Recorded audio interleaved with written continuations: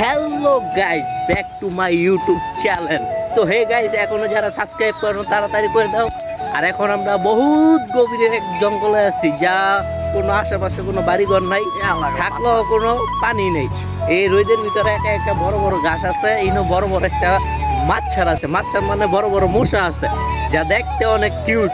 আর যদি বিমবলার একটা কামড় খাইতে চাও তাহলে মনে করো শেষ তুমি ভাইয়া। আর আমার বন্ধু যে অবস্থা তোমাদের দেখাই যাচ্ছি, এই দাও কি কাদা, এই কাদা দিয়ে আমার বন্ধু মনে করে লঙ্গির মতন কাঁচা দিয়ে যাইতেছে। তো হে গাইস, এখন বিদায় নেই, ইনো ড্রাইজারের কাম করাইতেছি, মাঠটা ভরাইতেছি। এই মাঠটা পুরো কমপ্লিট।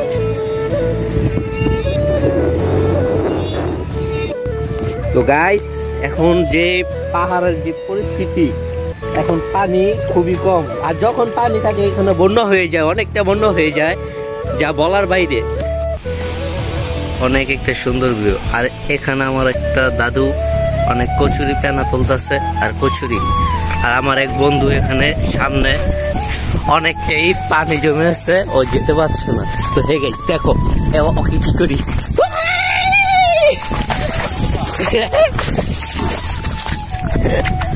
আর পুরো ভিজাই দিছি।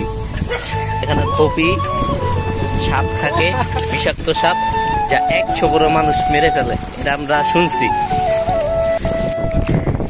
এগুলা গ্রামের প্রকৃতি গরু ছাগল, যার মূল্য অনেকটাই বেশি। এটা হলো ছোট জাতের গরু, হাটের ভিতরে অনেক রেট ওঠে, এটার অনেক রেট। এটা ছোট জাতের একটা গরু। আর এখানকার পরিবেশটা অনেকটাই বিপজ্জনক। পানি দিয়ে ঘর ডুবে যাচ্ছে, তাও বসত করে এই বাসাতে।